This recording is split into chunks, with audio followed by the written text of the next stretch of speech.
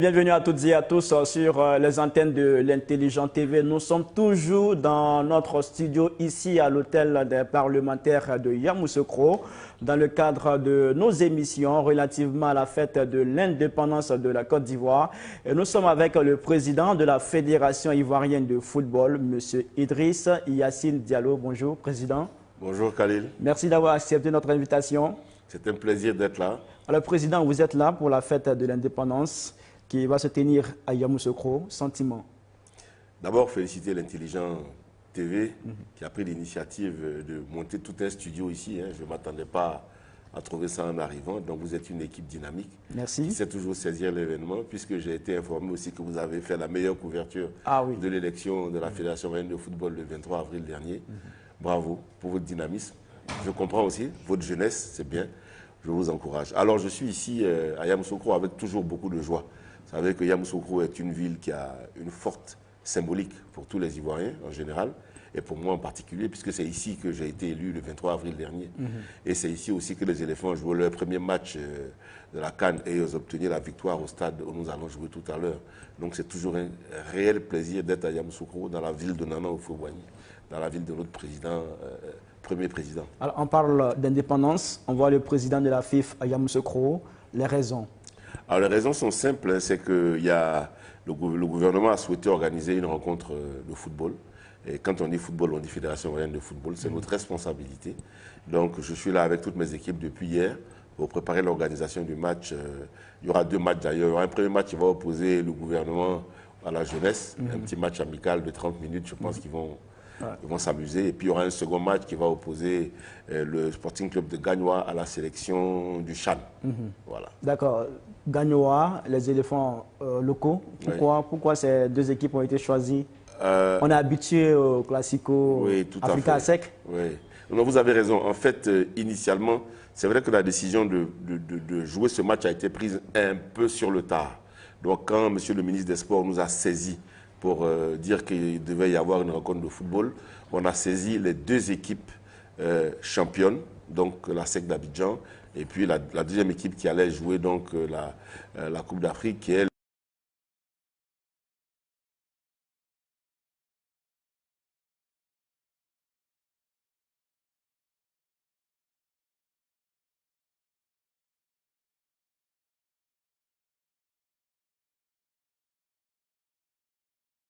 Gagnoa avait la possibilité d'avoir ses joueurs.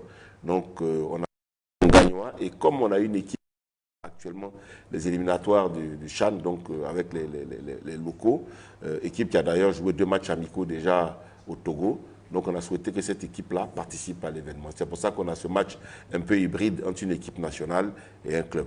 Vous ne craignez pas des blessures dans ce match au niveau des éléphants locaux? Non, non, non, je n'en crains pas, parce que le match va se jouer dans un bon esprit. C'est un esprit la fête de l'indépendance. Et puis, je pense aussi que c'est une bonne opportunité pour les éléphants locaux de se mettre en jambe en attendant le match qui doit jouer à la fin du mois contre l'équipe nationale du Burkina Faso. D'accord. On parle d'indépendance, c'est quelque chose de très important pour la Côte d'Ivoire. En même temps, on y associe le football. Qu'est-ce qu'on doit comprendre par cela? Est-ce que la Côte d'Ivoire ne peut pas avancer sans le football? Ah, c'est un peu fort. Non, on doit comprendre que, vous savez, pour nous, moi je suis né l'année de l'indépendance de la Côte d'Ivoire. Donc mon anniversaire en âge coïncide avec l'âge de la Côte d'Ivoire. Et depuis que nous sommes jeunes, depuis que nous étions tout petits, je pense que la plupart d'entre vous n'étaient pas encore nés, parce que je vous vois là, je ne sais pas s'il y a un qui a plus de 40 ans. Donc, depuis que nous sommes jeunes, la fête de l'indépendance est associée à un match de football. C'était d'abord la Coupe nationale, ensuite c'était la Coupe Félix Houphouët-Boigny. Donc systématiquement la veille, il y a un match. D'ailleurs, c'est l'occasion ici de rappeler que la plupart des stades qui sont à l'intérieur du pays ont été construits à l'occasion des fêtes nationales tournantes. Je crois qu'il y a eu 13 fêtes tournantes, et à chaque fois, il y a eu un stade de football, un stade d'athlétisme, enfin un stade construit. Et donc l'indépendance est liée effectivement au football, mais surtout à la jeunesse. Parce que le football, c'est l'expression de toute la jeunesse d'un pays. Et donc on se retrouve à travers un match de football et on avance ensemble vers un avenir radieux pour notre pays. Alors comment se fait la mobilisation pour que les populations convergent massivement du côté du stade de Yamoussoukro pour vivre ce match? Ben, écoutez, je pense que là-dessus, Yamoussoukro est une ville qui est particulièrement dynamique en matière d'activité footballistique.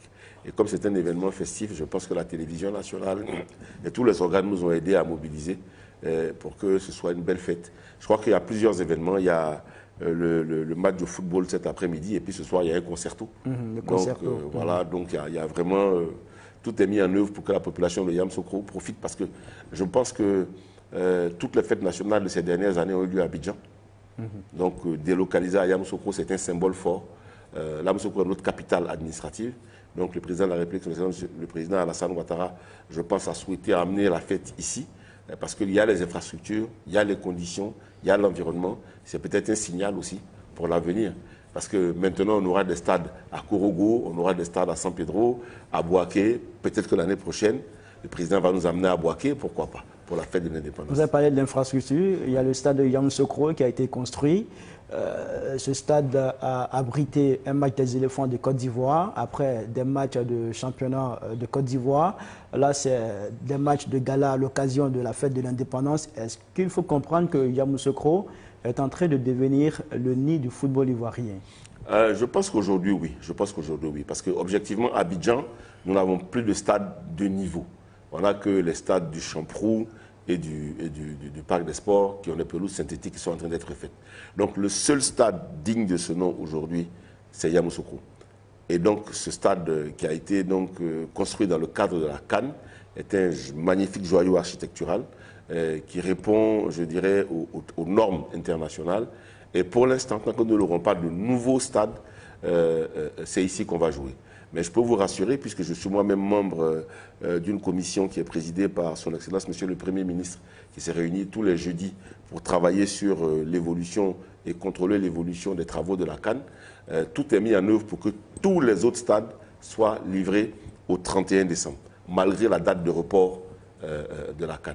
Tous les stades. Tous les stades. Donc le Premier ministre a donné des instructions fermes pour que tout soit livré au 31 décembre, parce que ça va nous permettre, en attendant la CAN dans un an, de les utiliser pour voir ce qui fonctionne, ce qui ne fonctionne pas, et améliorer donc tout ce qui est, je dirais, organisation, gestion dans ces différents stades-là.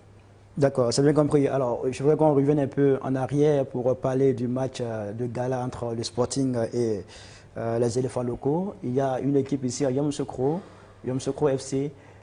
Le choix pourrait se faire sur ce club-là. Ça l'a encore donné plus d'engouement, plus de saveur. Vous ne pensez pas?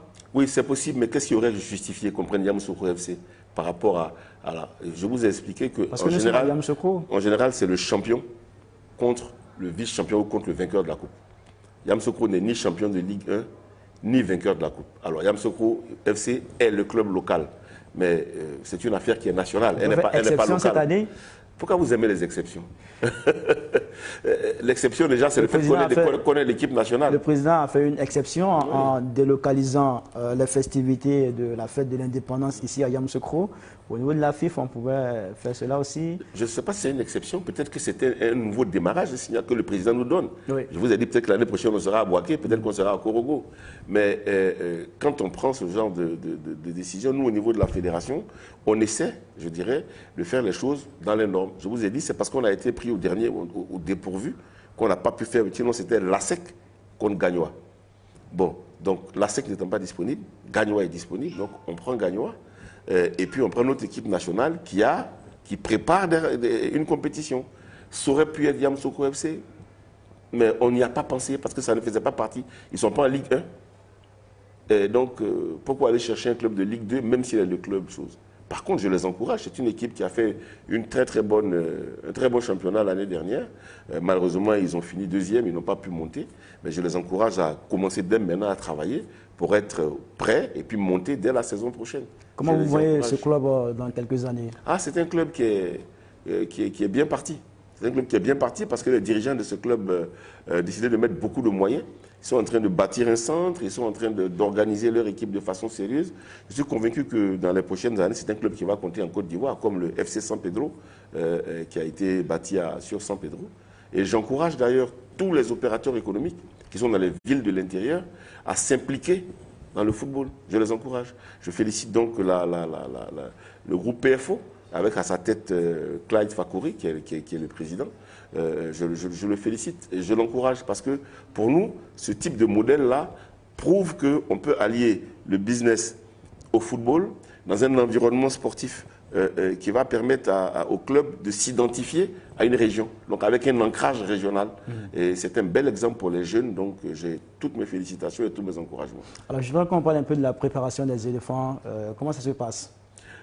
Écoutez, en principe, on devait avoir une fenêtre en septembre pour jouer les deuxièmes journées et troisième journée des éliminatoires. Les nations engagées à la Coupe du Monde, les nations africaines, ont fait une demande à la CAF pour annuler cette journée. Donc la CAF a fait un communiqué d'ailleurs qui est paru hier. Cette journée a été reportée au mois de mars. Donc là, il n'y a plus d'éliminatoires. Donc nous sommes en train de préparer 2 matchs amicaux qui vont sans doute avoir lieu en France. Vous avez l'exclusivité. On n'a pas encore nos adversaires, mais qui vont sans doute avoir lieu en France pour éviter que les joueurs ne fassent un déplacement trop long, parce qu'ils sont tous plus ou moins là-bas.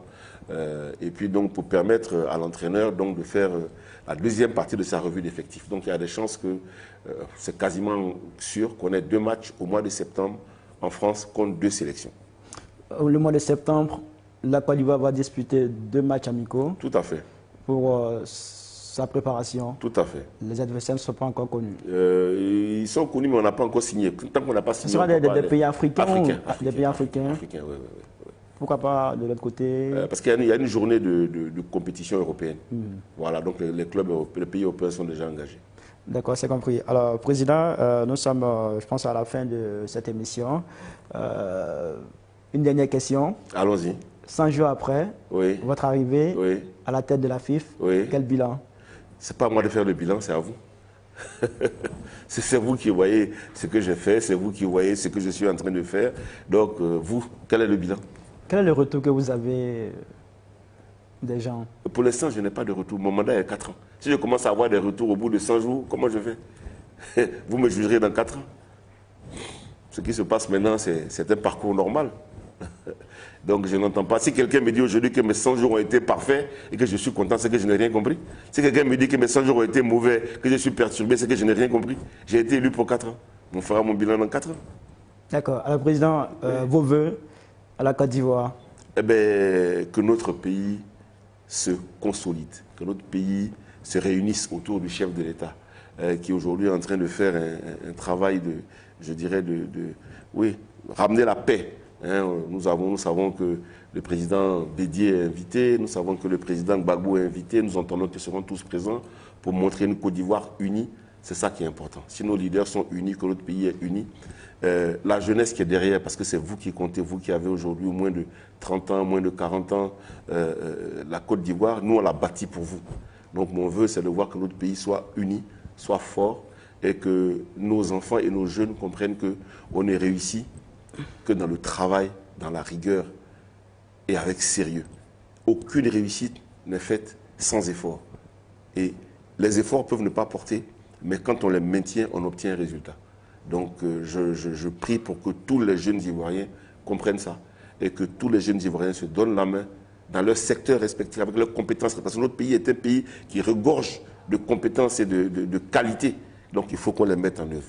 Voilà, Alors, Président, nous, notre vœu est que la Côte d'Ivoire remporte la CAN 2023, qui va se jouer entre janvier et février 2024. Moi, je prends ce vœu-là, mais comme on n'est pas encore arrivé, je vais le faire à partir de 2023. Pour l'instant, je vais me préparer. Mais dans tous les cas, pour vous, c'est ça. Je le prends avec beaucoup de plaisir. Merci beaucoup et que Dieu nous permette de voir, non seulement d'avoir la vie et la santé pour voir cette CAN 2024, et la remporter en Côte d'Ivoire. Merci, Président, d'avoir accepté notre invitation. Merci. Et puis, on vous souhaite bonne fête de l'indépendance. Bonne fête à toutes et à tous. Merci. À tout à l'heure pour une autre édition. Merci. Bonne fête. Au revoir.